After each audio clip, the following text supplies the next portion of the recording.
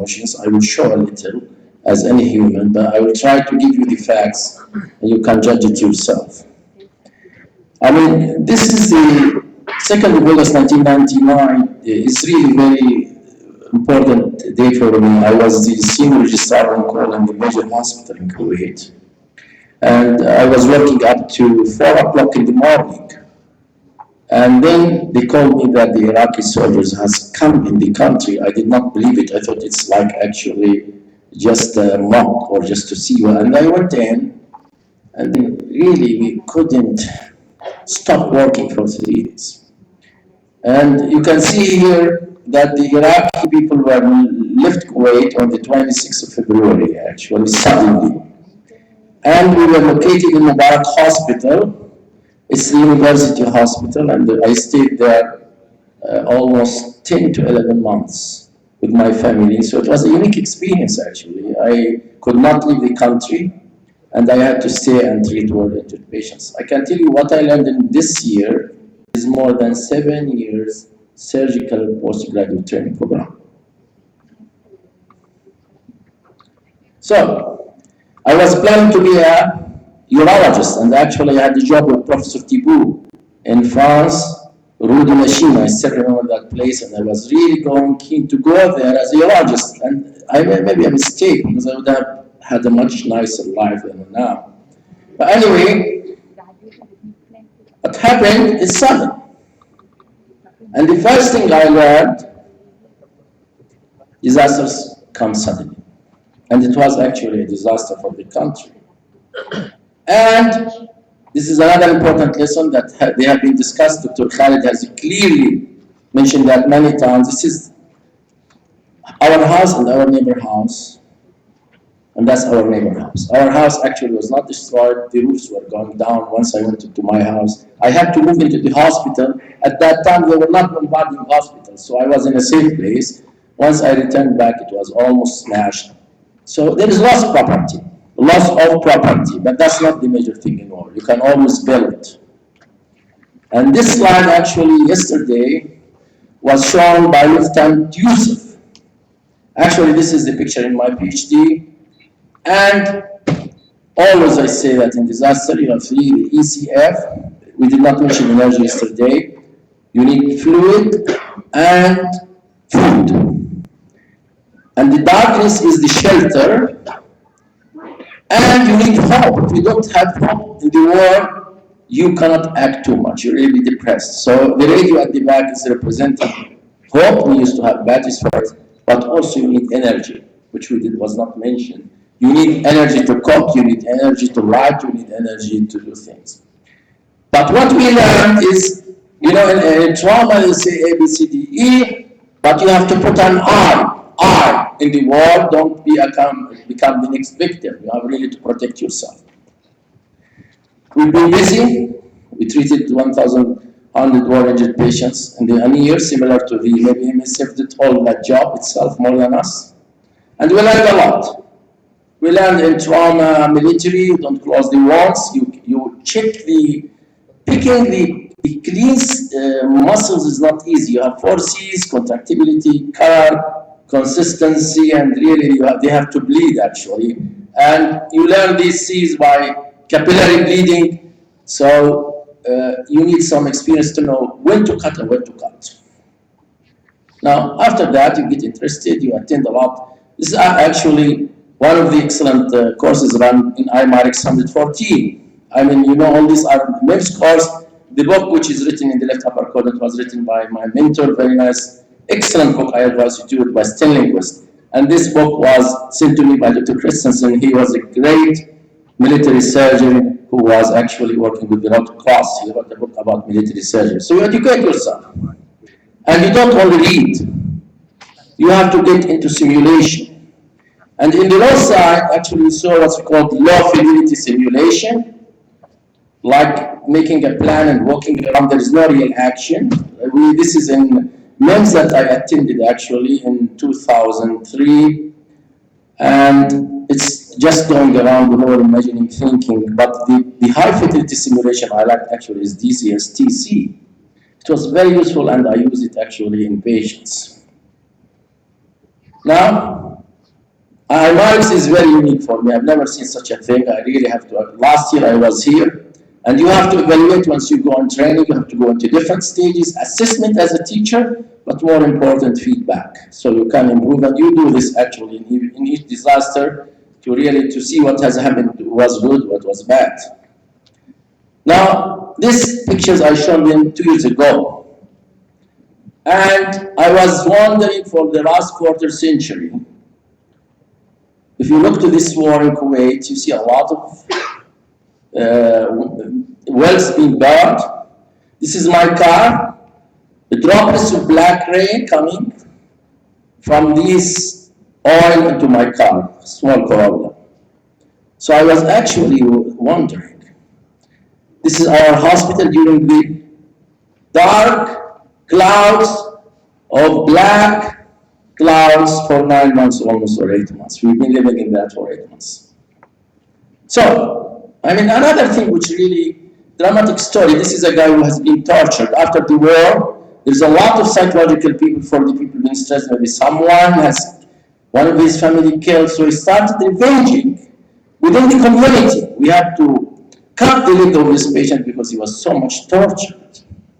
And one of the saddest story really I saw is that a medical doctor in the 4th-year school, before the war I know him, he came after the war carrying a patient with a lot of battering. And we learned if you have battering, be careful, they may die from hyperkalemia, by the way. So we directly asked for potassium, it was 7.8, the patient died half an hour later. But the sad story, the student was like shocked.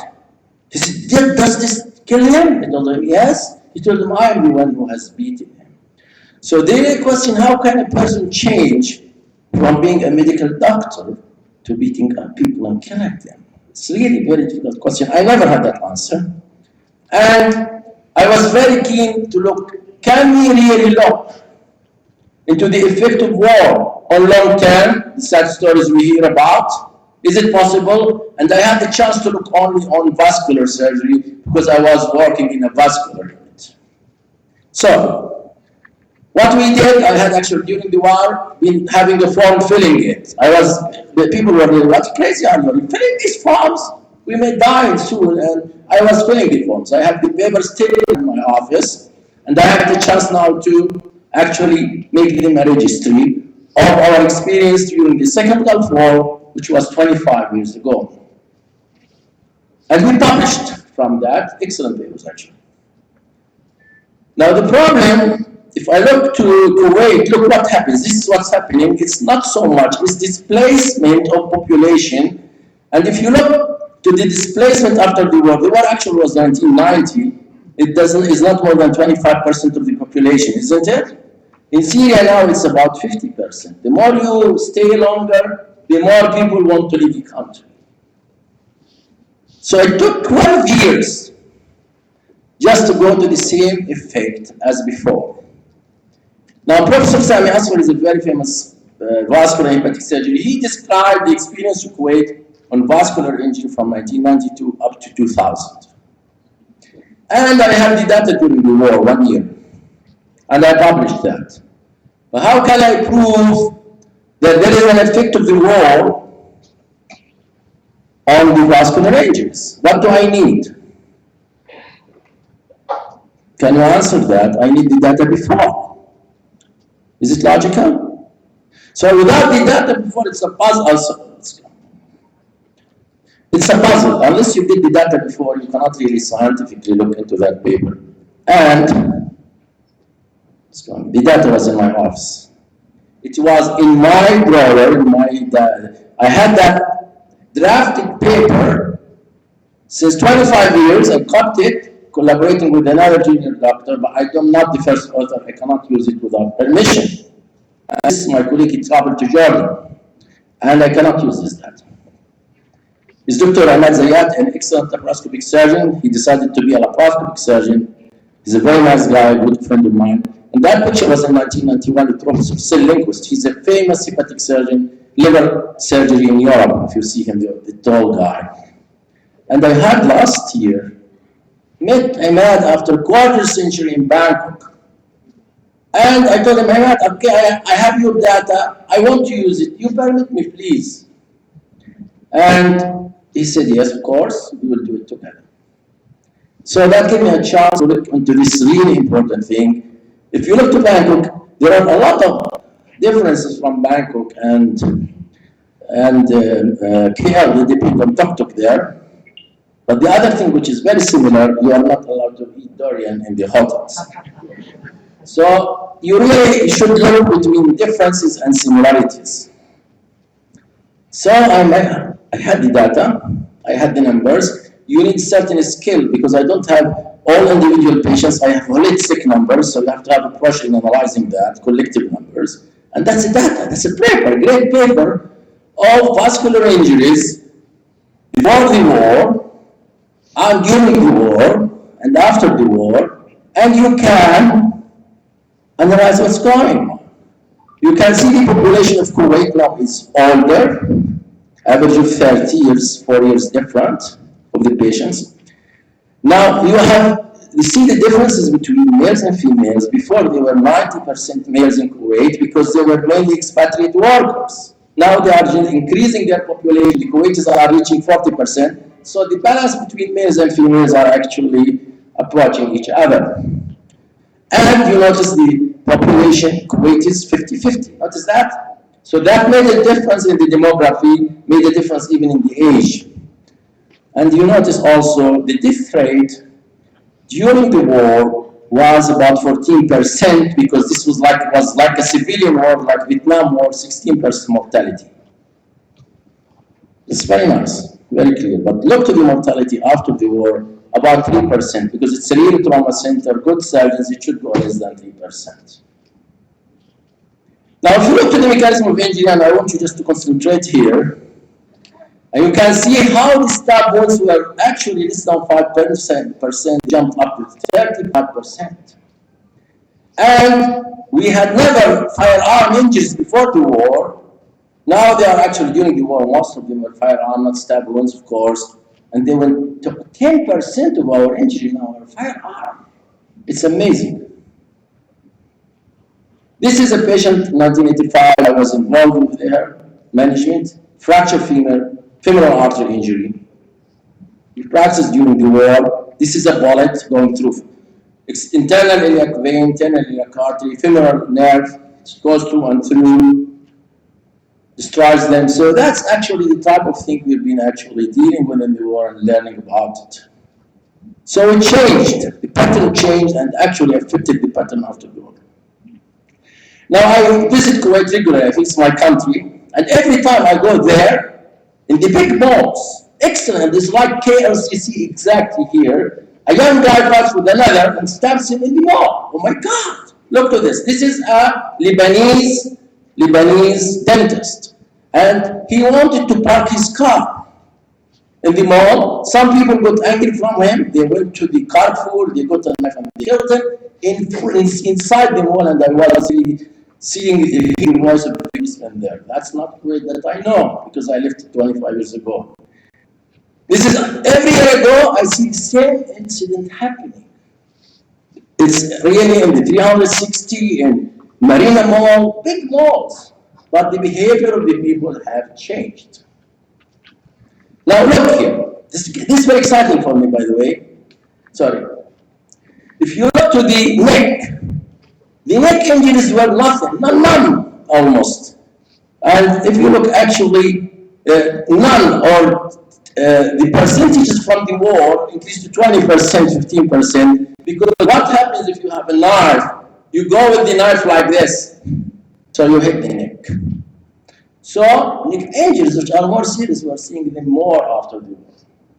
Now I just want to show you these images. And I can tell you, in the last 60 years, nothing has changed. This is the Second World War, where there was mass displacement of the population 6 years ago. This is Syria now. Actually, if you displace people, this is a beautiful study, follow-up from Germany, 6 years after the war, you get more post-traumatic stress syndrome in those who have been displaced. 60 years after being displaced. Look to the face of the second young girl. Look to her eyes. Frightened. She doesn't know about the future. Really wanted to be killed. That's the same picture from Syria. Look to his eyes. Nothing changed. This is a famous image in the Vietnam War. 50 years ago, a father is carrying his son who's being killed by the soldiers. And this is the same image from Turkey, policeman carrying a child. The same image, the same picture. That's a car bomb in Vietnam 50 years ago. This is a car bomb in Iraq right now. But believe me, this is a great study that the effect is not only affecting the civilians, it's also affecting the soldiers. You'll be surprised. The one who's carrying the gun and shooting, he can go into a lot of problems. This is a long-term study from Australia following 82,000 soldiers, some of them deployed, some of them deployed is 60,000, non-deployed 80,000. They followed them up to 50 years. So what did they find? Actually, they found increasing disability in those patients, in those soldiers. And mainly in their mental health. They have higher mental health problems compared to others. I don't know whether it's a post-traumatic stress syndrome. And the other thing, the more you stay in the war, look to the blue one, is 100 days. The one above it, 100 to 200. The one above it, 200 to 1 year. The one above it, 1 year. The more you stay in the war as a soldier, the more disabilities you get for 50 years after the war. Now, the effect is not only on the side. This is in the Korean War, and if you look to those who were born at 1951, you can see this white square above. So there are more people who are not educated, who are not crafted, or really low craft during the war. So people are not educating. This will affect their education of the kids, and they become really low manpower. And I wanted to show this slide. And this speaks about the war deaths in 2002 represented by percentages. You see majority were in Africa and Asia, but look to the funds where it is. So the poorer countries have the wars. Whether it's an outcome or a result, I'm not sure whether actually the poor countries are actually poorer because they fight, or whether the other money is used to become the other people more wealthy. You cannot answer from this, but you can see the discrepancy between those who die in the war and between those who have the money, which is really inequality. War effects actually stay for a long time. I give a hope of this excellent book. We invited this speaker who's been working for a long time in the long-term effects of Vietnam. I advise you to read it. It gives hope that man has the ability, the resilience to overcome certain problems and to continue life. Nevertheless, we have really to learn. This is the WHO report on how really we should react to disasters. And I just want to stress actually in promoting equitable society, the last three, concentrate on the last three, promoting equitable society. If you don't have equality society, then people will continue fighting. The other thing, training people, this is part of it, and information systems. Today we have two examples of the importance of information, very good for examples. The first paper that I presented, and I think this paper also tells you the information, the importance of keeping the information for analysis. And trauma is a system, by the way. I'm not going into trauma systems, but it starts from the prevention, the hospital phase, how do you triage patients, how do you carry them, has been shown. Then where do you take them? You've been seeing this regularly, which hospital to be taken. But there should be a stage for rehabilitation, including psychological rehabilitation, including looking for them as humans. I really enjoyed the answer of my colleague about how did they take care of the kids. So it's the duty of the community to look to the long-term effects of war. And the core of a trauma system, by the way, is research. And I was actually honored that Professor Hassan tomorrow asked me to speak about how to promote research in a community. You cannot do trauma system without information. I can tell you that. You cannot do it without numbers. Now, information changes, by the way. There's something that different, really amazing. I see a lot of my colleagues using iPads and they're doing their work while they're listening at the same time. It's amazing. We've changed a little. These two images are ISON images, I think. The first one was actually in Vietnam, which made a lot of dramatic effect in the American. And the other one is the Kurdi child from Syria who really drowning in the water. But was there a difference? Yes. I mean, I never saw this, although I was attending the Vietnam War when I was small. I never saw this image till maybe a few years ago. But now look to this image. You see people reacting from India, people giving their emotions in a very simple, sympathetic way, that this should not happen as humans. Exactly the point of Dr. Khalid, stressing all humanity, humanity, humanity. So IT has very great importance before, during, and after, and I will stress after the disaster for mental health support. And you see after, why after? You can express emotions, discuss the management, discuss the political issues if you want, connect community members together, and traditional crisis communication. This is a reference for anyone who's interested. And just to conclude, I really think I've seen that, I really could document it by numbers, that war has major effect on interpersonal violence, and having the weapons in the hand of the people can make injuries between them. I really believe that civilians should not have weapons in their hands. And I will end you with these 7 Ps. Again, I like these 7 Ps. Plan for disasters, prepare yourself to practice, train yourself, protect yourself, the first thing. Practice, practice, practice, get experience, pass it to others, publish what you have, and pray that you stay alive. Thank you very much for giving me the chance to be actually give this talk. Thank you, Professor Fikri. We'll take questions after the session, after the 3 presentations.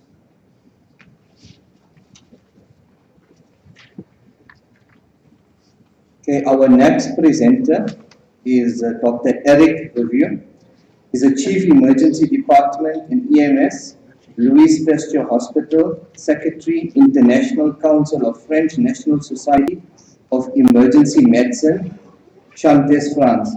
Dr. REVUE began his medical studies at the Pierre and Marie Curie University in Paris, where he subsequently completed a residency in emergency medicine.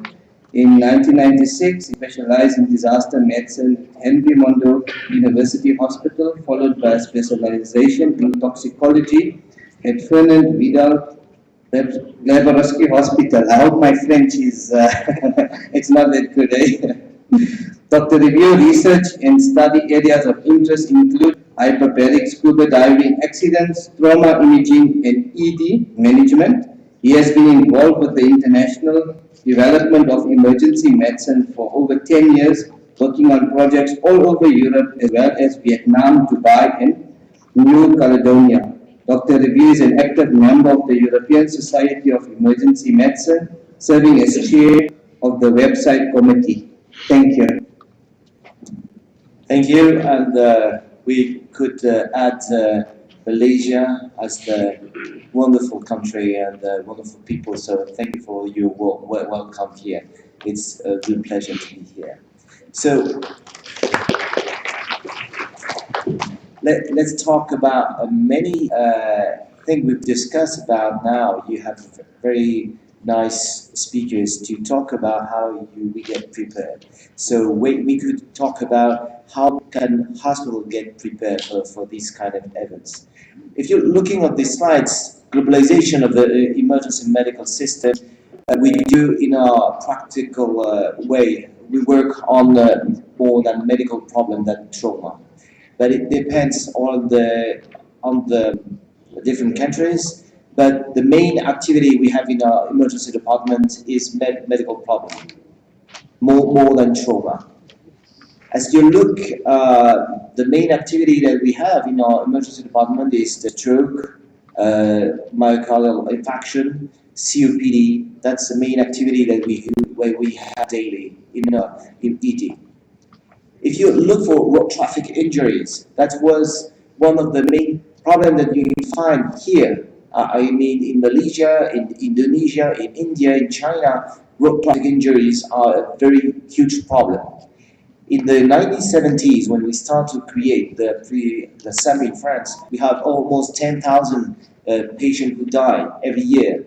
That's why we create the SAM for that reason. But now the main activity in our France is a medical problem, not road traffic injury. It's still a problem, but not the main problem that we have. But it is a problem in different countries when you have to take charge, to be in charge of this kind of problem. That's the main problem we have here.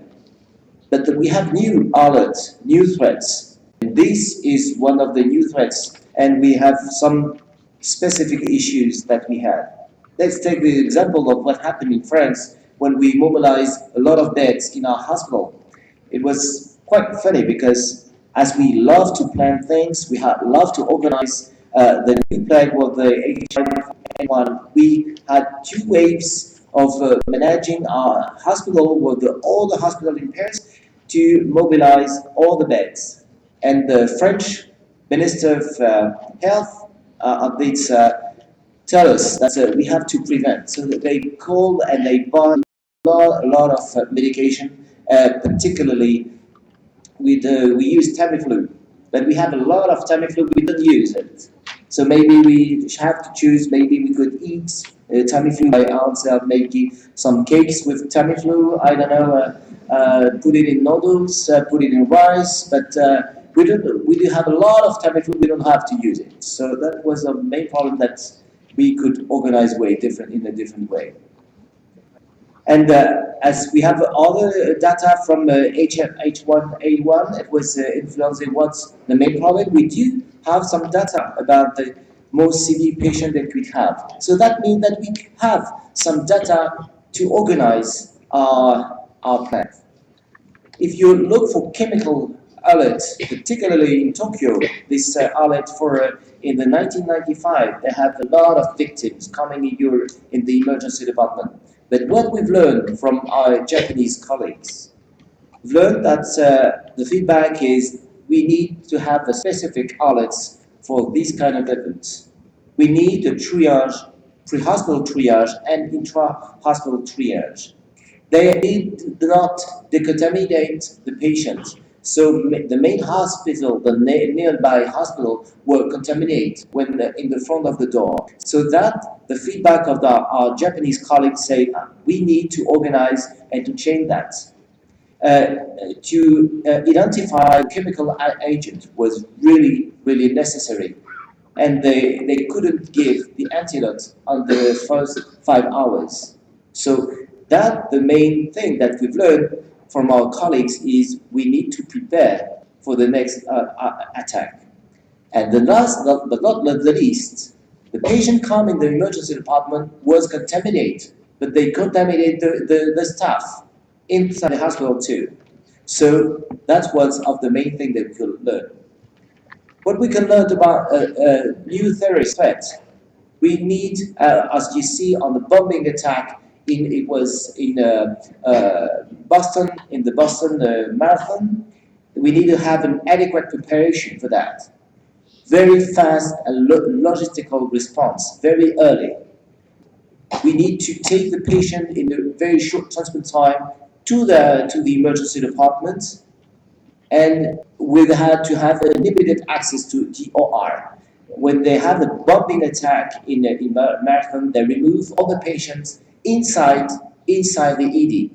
And all the colleagues that were on call in the ED in Boston, they say they've heard on the radio that they will have a terrorist attack, and all the ED staff, all the staff from the other services, from the surgery, from the medical staff, they came in the emergency department and say, no, we know that you have alert, you will have a lot of patients, so we need to remove all the patients you have in the ED.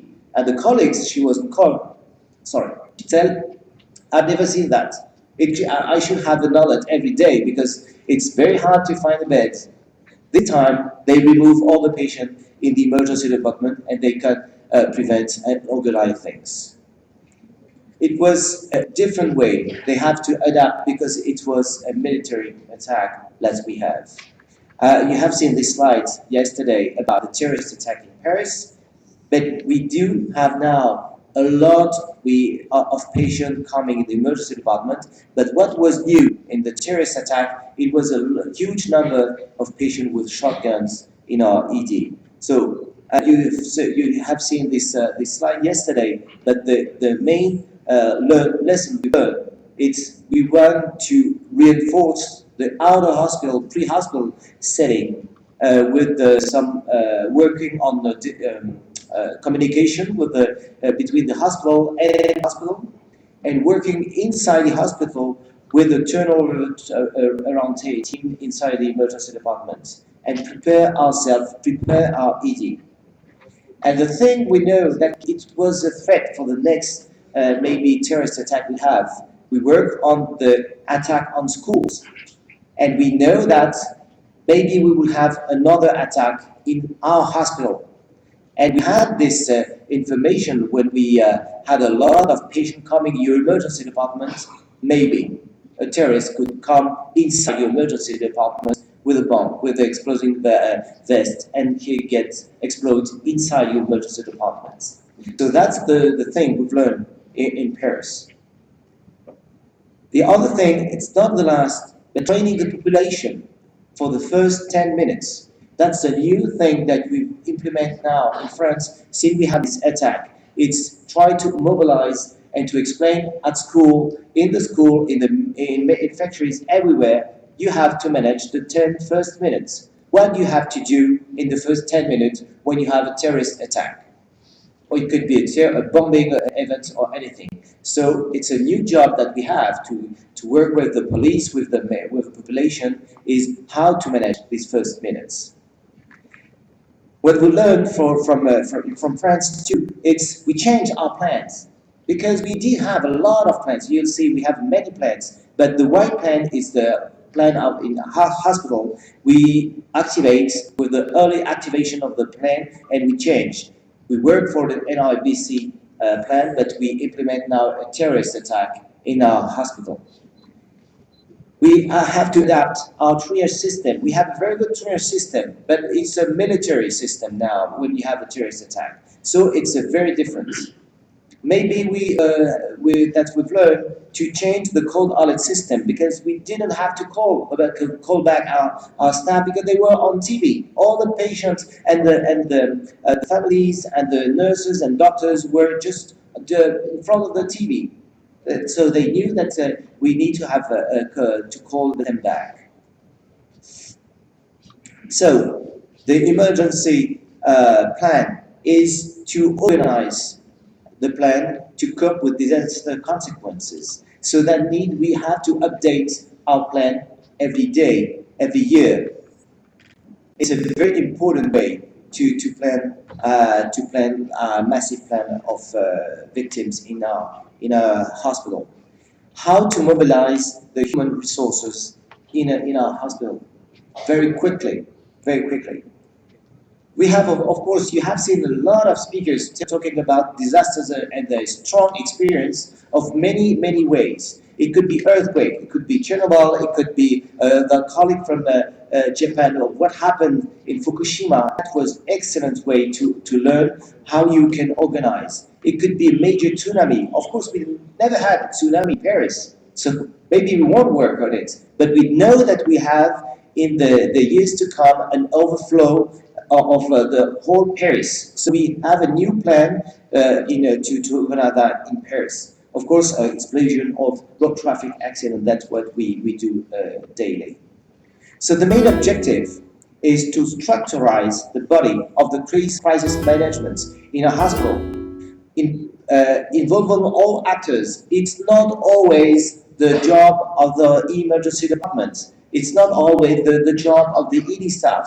It's the job of the whole hospital, and not only the hospital, but it could be the policeman, it could be the Ministry of Health. It's all the actors who have to be implemented. The thing is the capacity and capability to mobilize this personnel daily, 24 hours a day. That's our experience. We have always on call 24 hours a day. We know what it is to be on call. But some people, they don't know how to be on call 24 hours a day. And we sometimes, you know that in mass casualties events, you don't have the place to improvisation. Sometimes it's a military organization. You have a chief commander and you have the soldiers. And it's very important that who is in charge, who is commanding on this way. It would necessary to work 7 days a week, 24 hours a day. So you have to work in your hospital and to create a frame and a work plan of how to do. As you see, this very famous divine plan, it's plan, do, act, check. Plan, do, act, check. You have to do it daily. We do this kind of plan every year in our hospital. We have 7 steps for finding that. Education and training, we have a lot of course, you have a lot of competition, and brief and debriefing your staff. So, and thank you to Dr. Khoury and my colleague for this slide. The disaster cycle is like mitigation is the first step. Preparedness, disaster impact, relief, rehabilitation, and reconstruction. This kind of dimming circle is the way to work and to implement a disaster cycle. That's 7 chapters. Crisis committee, how to procedure to activation, how you need to call your staff, what is very urgent, what is needed to be prioritized, and how you accommodate, communicate, and train. According to some data about bioterrorism, we have a lot of information of what we need to prepare. We have the list of what we need if we have an NRBC attack. We have a lot of lists of that, which is dangerous. And this kind of problem for biological agents, we know that it's very easy to obtain for a terrorist. It's not expensive. It's easy to produce in a massive quantities. So the next attack could be that way because it's very simple to have. It's very easy to prepare that. So the response for the chemical, thanks to I mustn't say thanks, but thanks to the experience of our Japanese colleagues, it's we need to have an on-site triage, preparedness and decontamination on-site. Maybe we have to have some expertise on the nearby hospital, just near the very sensitive site, which could be dangerous. What kind of hospital do we have to refer? Maybe we need to know where are the experts to prevent that. And working with all structures, because that means that all the small hospital and structures need to be implemented in this process. So you have seen that slide yesterday too. We have a plan for everything. For tunnel, because we have borders with Italy, we have borders with Germany, we have a lot of things, and we try to work together. But these kind of plans, we have to activate and update our plan every year. And we have secret plans too. Here, example of Paradox, it's an organization we have, and we work with the police, fire brigade, and the dispatch center, our SAMU, when we organize and we make some exercise annually for this kind of organization. Here is the chemical white plan. Many of you knows exactly you use a chemical cell to prepare. How is that you've trained? We have seen an excellent video presentation of that. You have to update all the staff with all chemical agent you have. We have a unit, mobile decontamination unit with the fire brigade that can help us to it's like a little hospital to help us to decontaminate the patient very early and very close. That means that you don't have to put the patient in the hospital. You can decontaminate the patient in a pre-hospital setting. So, in a plan for instance, for a chemical risk, but it's similar for many risks. It's which hospital we have to refer. Use the condensation shower, protect your personnel. That means you need to stock all the staff you need to prepare and to prepare antidotes. What we learned from that, it's we need to have antidote before the accident will come. And we have to identify the area where we'll put the patients. So that means that preparing is to before the risk happens. So here is the example of the red plan you have seen. We call it red plan because we've worked for 5 brigades, and that's the plan we work for a mass casualties event, and we call it the red plan. We changed it because it was for a terrorist attack, and for us it's an update of our red plan is to move the patient directly to the OR. We won't have to stay in this on the scene as soon as it's a very urgent situation, last mass shooting with the gunshot. And as you remember, damage control, it's putting the patient directly in less than 1 hour to see the surgeons. So you organize in a hospital crisis committee. You need to make a very good how you call it.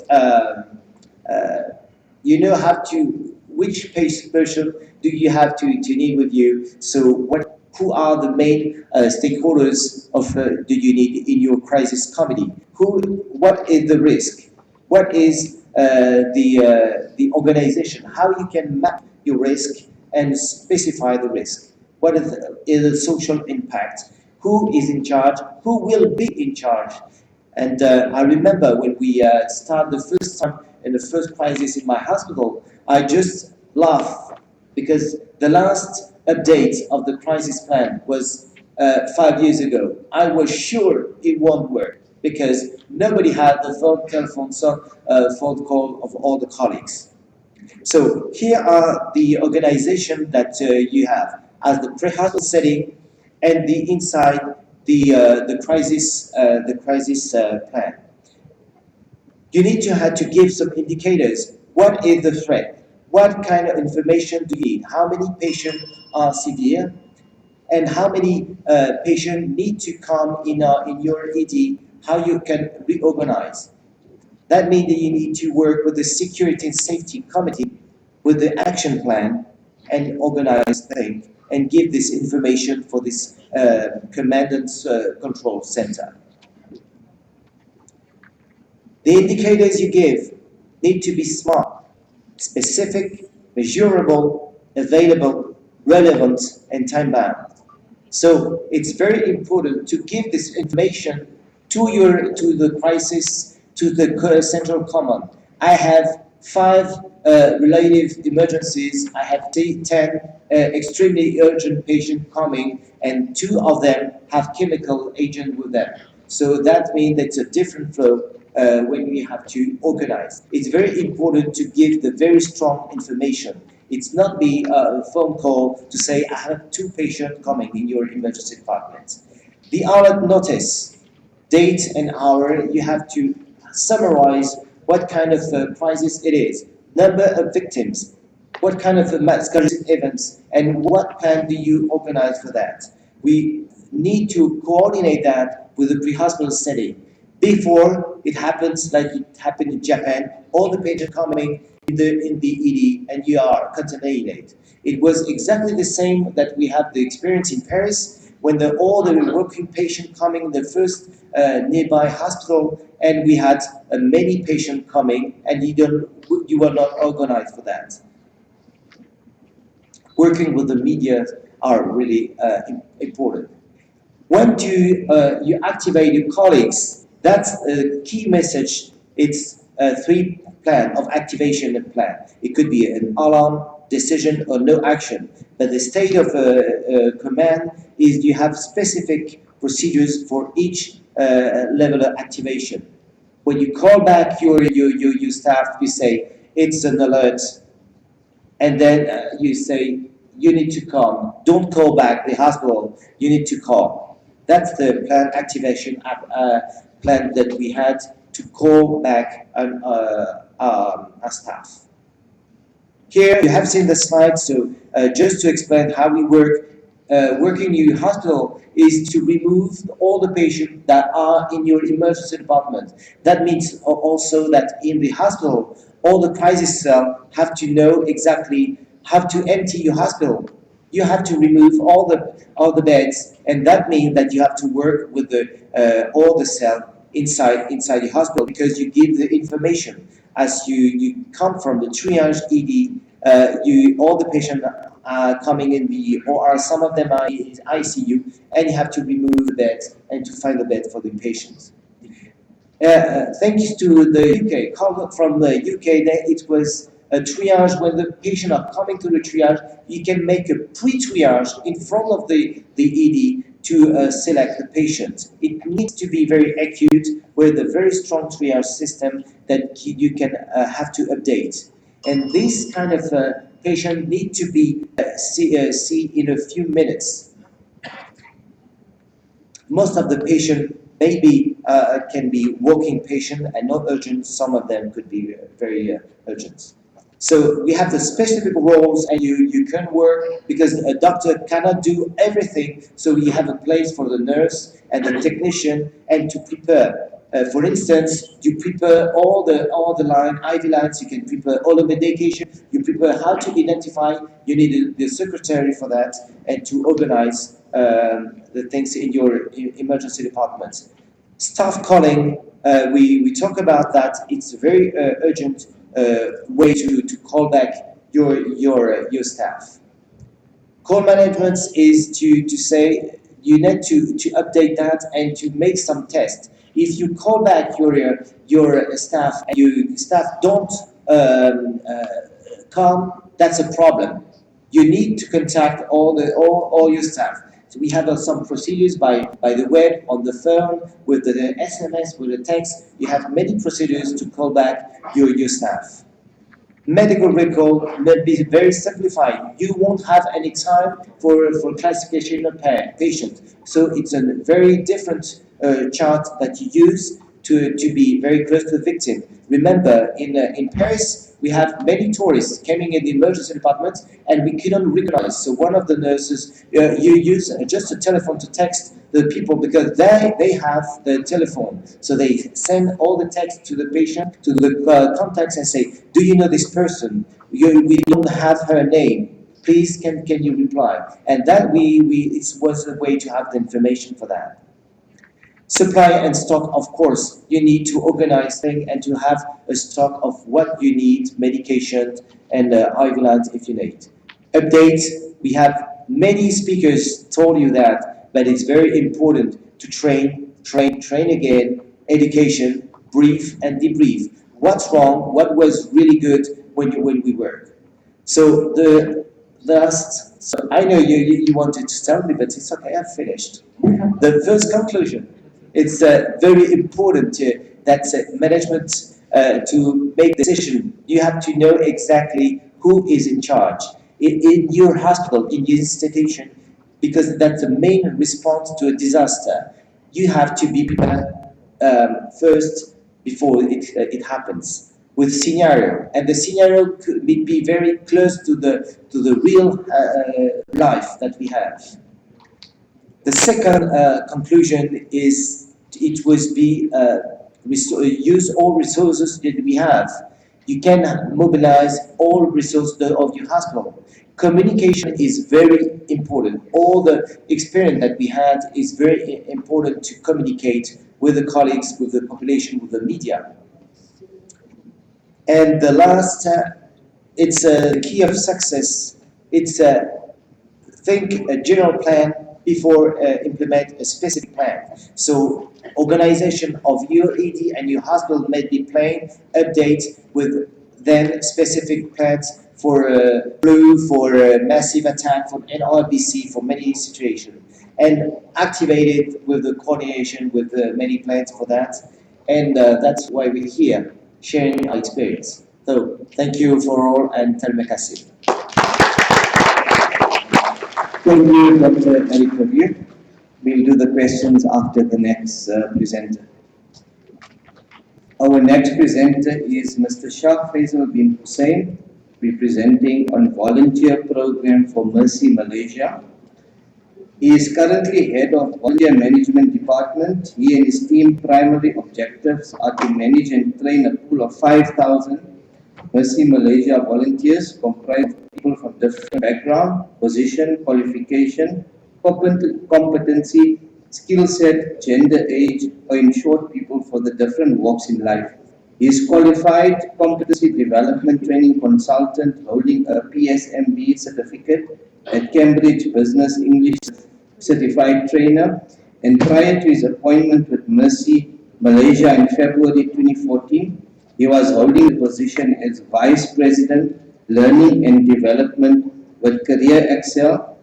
He graduated in Bachelor of Mass Communication, majoring in Public Relations from Mara University of Technology, Shah Alam, and obtained his Masters of Science in Corporate Communication from University Putra, Malaysia. He also holds a certificate in education from Language Institute and has attended various professional courses on training in personal competency development, which also extended to the capacity and competency building in humanitarian sectors.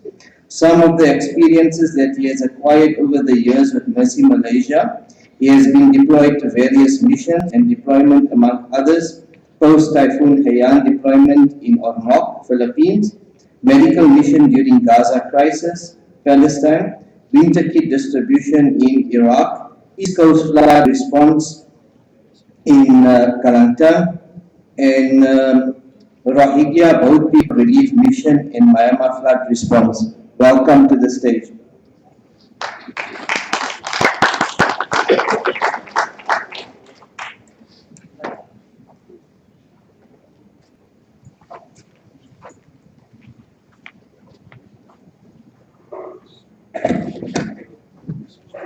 Thank you, Dr. Ahmad Bam. I only have 2 minutes left before we go for lunch, if we follow the schedule that's given. Do we have the video? Is it now? Yeah. Okay, just before the video. First of all, on behalf of Mercy Malaysia, I would like to extend our appreciation to Imrex organizer for inviting Mercy Malaysia to be part of this huge international conference. We are honored being a small NGO born in Malaysia, but bright internationally. We are honored to be here to present ourselves. On the first day of Imrex, I'm sure you had the first session with MSF.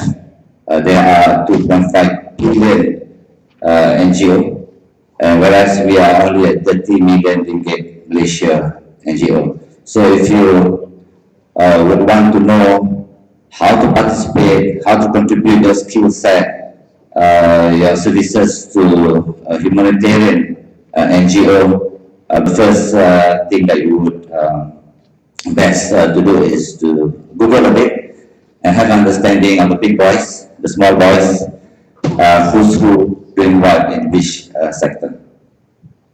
I will start my presentation with a video presentation. I seriously feel a bit of a challenge. One is because I'm not a doctor, nor a surgeon or professor, so I feel very, very small on this stage compared to my colleagues who are down on the floor. Secondly, it's almost lunchtime, so that's the biggest challenge. I know that the main agenda of the conference is breakfast, lunch, and dinner tonight. So I'm only here to slot in between those main agenda. So I know it's lunchtime, we are all hungry. I will make this fast. There's a video presentation, it's about 7.5 minutes. It's a super typhoon Haiyan, how and what have we done during the response during that disaster, and that will probably give a bigger overview of Muslim Asia, and I'll just touch a couple of important pertinent points from the video. Please, thank you.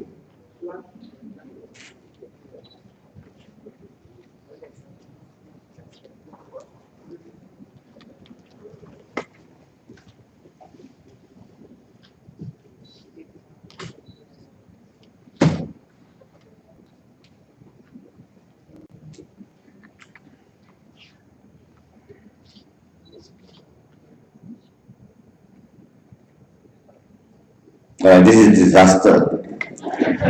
Chemical disaster. You alright? Are you?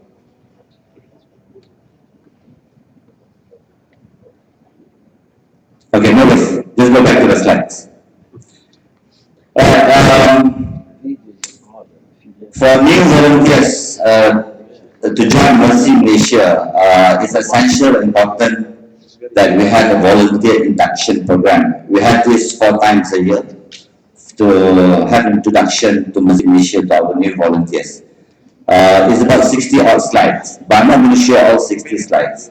I've picked about 15 slides of the whole package, so that the introduction to Mercy Malaysia would directly go on volunteerism rather than the rest. Before we understand Mercy Malaysia, or before we want to participate ourselves in doing voluntary work, I'm sure everyone who is in this room, majority are all medical certified practitioners. Either you are still in your tertiary education, either you are already a MO, or perhaps a GP, or perhaps a surgeon yourself, a specialist, right? So you would probably want to share some of your skills doing things which is relevant to medical response. And Mercy Malaysia mandate is to do medical relief during crisis and also non-crisis situation. We have been in 32 countries all over the world, in this whole world. We are currently active in 12 countries. We are slightly heavy in the Middle East with the Syrian, Iraq, and also the Gaza crisis. We are also a bit heavy in Southeast Asia, namely Philippines, with the Sarike typhoon that just hit Philippines. We have been there since 2013, and we are still in Philippines. We are also in Myanmar at the moment, especially Rakhine. Alright, just before you sort of contribute yourself in terms of your services, just 2 slides on volunteerism. I just want to start with the definition. It's slightly lengthy, but what is important is a couple of statements. Number 1, spending time. Spending time unpaid and doing something that aims to benefit the environment and someone. There's 2 major words, spending time and unpaid. So if you want to join Mercy Malaysia as a volunteer, you must have these 2 understanding. You're going to spend time with us, and it's going to be on a pro bono basis. It's not easy to work or to contribute on a pro bono basis, especially in the current situation, the economic situation. Everybody, nothing is free in this world.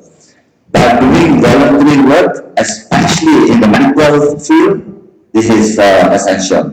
You need to understand, and you need to have this in your heart and also in yourself before you are able to contribute or to sort of volunteer yourself. Now, in this whole world, there's only a few NGOs or INGO, national NGO, that's been moved and driven by volunteers. And Mercy Malaysia is the only few handful volunteers that's 100% bringing involved and driven by volunteers on a pro bono basis. So you may one day be responding, for example, in North Korea or in Philippines or in Afghanistan, in Pakistan, under Mercy Malaysia. And next to you, perhaps another international NGO from elsewhere. All right, we are doing the job while we're having a conversation with the other NGO. Sometimes issues with regards to how much are you being paid allowance to come and help to disaster work. So Mercy Malaysia volunteers will probably answer we are doing it for free on a pro bono basis. Whereas the other NGOs will probably say, oh, we are sorry to hear that because we are being paid $50 for a day, or $100 for a day. So that comparison sometimes create a conflict in yourself. Alright. Stakeholders, we have donors, beneficiaries, volunteers, governments, internal communities, and also international agencies. There's a few levels that we have there, so that will probably help to understand our sort of partners and also who are important people that is working with us. Affiliations, CHS Alliance, Humanitarian Accountability Partnership Initiative, ICDA, International Council of Voluntary Agencies, ALMAC, 28, ABU, RRM, and also ADMIR. I shall not want to go into detail. It's going to take slightly lengthy. So with the acronyms and also those logos that I have that's on the slides on the wall, perhaps you may be able to Google and understand it, what they stand for. We don't have to wait for disasters to support our humanitarian work. It comes in various fields, from fundraising to media, and also photography, etc., etc. And the number one question that always been asked is, so I missed a slide. I'm not a medical background, what can I do? Okay, 60%, 40% of our volunteers are medical by profession, but there's 60% of others of our volunteers are non-medical. We need people who are non-medical to do our logistics requirements when the doctors or the medical practitioners are doing what they're supposed to do. This slide is there's a couple of sentences down there, and I'm going to go into detail. But the main topic is very important: managing expectation. Again, before you want to be a volunteer, regardless whether it's going to be with Mercy Malaysia or any other NGOs or organization, please ask yourself, what's your expectation? Mercy Malaysia has a certain expectation to their volunteers, but volunteers, you yourself as a personal, on a personal capacity, will have to ask yourself, what is actually my expectation if I were to join an organization to do medical needs, right? So there's a couple of things on the slide, but what is important is it has got to be mutual, and it has got to be seriously on a same understanding on both the expectation between the individuals and also the organization. The capacity building that we have, we train volunteers to a certain extent. There's a few trainings that I have listed on the slides. The essentials one, the basic mission training, the emergency medical team training, EMT, and also the rest of the other thematic training that will create certain skills. International standards governing Muslim nations humanitarian work. We are not outright. We go in with specific SOP. We have certain standards that we adhere to. In our humanitarian response, we use the SPHERE standards. It's internationally recognized to do minimum response. We are also following the PSO, Building Safe Organization, Rwanda Genocide 1994. Please have an understanding below what happens in Rwanda 1994. looking after and building safe organization to the women and also to the children.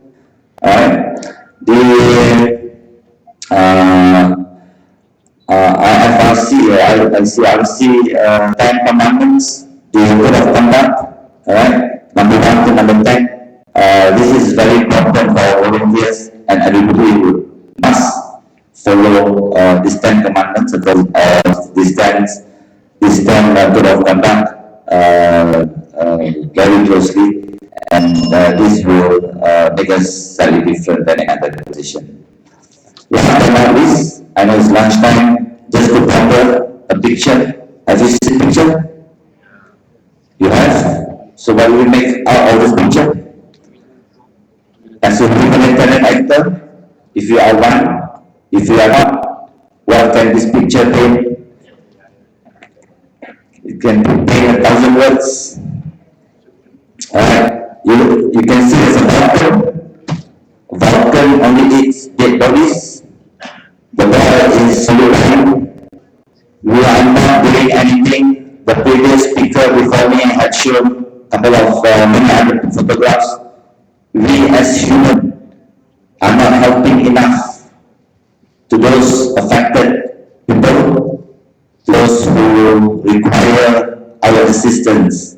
And this picture was taken, and this picture won the Pulitzer Award during 1994. But 3 months later, the photographer killed himself. He committed suicide because of depression, based on this picture.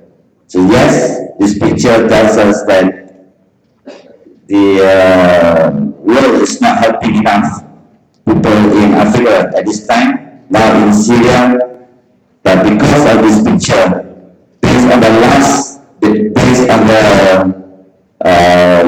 number 10 code of conduct, in our information, publicity and advertising activities, we shall recognize disaster victims as big humans, not hopeless objects. So much pictures have been shown. We must always remember, put it deep in our heart, that Israel is still a dignified human. With that, thank you so much. Thank you so much, Mr. Shah Faisal. Can you just remain on the stage and I call the other 2 speakers on? I know everyone's hungry for lunch now, but we'll allow about 5 minutes for question time. Anyone would like to ask any question to our respected presenters?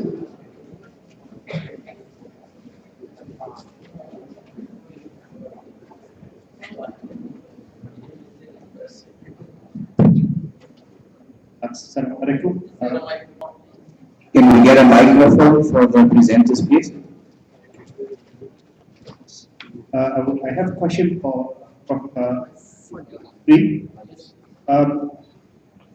I just wonder, from your perspective, if we're talking about injuries, patterns of injuries post-war, we find there are assaults, revenges, but if you're looking at these people who commit the revenge, act of revenge, do you think revenge is a sickness? If I have my father killed by an enemy, I feel that I want to kill that enemy. Is my reaction to that normal, or is that sickness which needs to be addressed? Yeah. That's I completely agree with you. I mean, you need to be so human not to revenge. Revenge is an animal nature, there's no doubt about that. But this goes back to training the community. And the principle I was stressing with my colleagues, even as a doctor, if you are really in a conflict zone, behave like a doctor, not like a judge. It's not the duty of this man to kill the others. There should be a proper duty system that really takes the right, and otherwise the life, all of it will be really destroyed. And this is why if you look to the recommendation of WHO, equality in the community is a key factor for getting this done. So I agree with you completely. But this happens. It's naturalistic, and people, you have to live with it. How to train people? It's a big issue. It's everything, not only this. It's narcotics. I mean, everything is related to training people to be fair and kind and helpful. I mean, I want to ask you questions, but because really there are certain important things. But let us see the audience. I have really two important questions I really want to mention. Okay, is there any other questions for the speakers? May I ask? Because can ask question. Dr. Rick Bill, I need to slide mention one diagram, crisis psychiatric cell. It's quite interesting.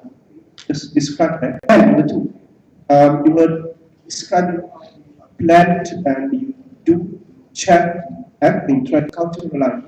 In my place, it's very difficult to make one drills and all that because it interferes in normal business activity. But how do you make that acceptable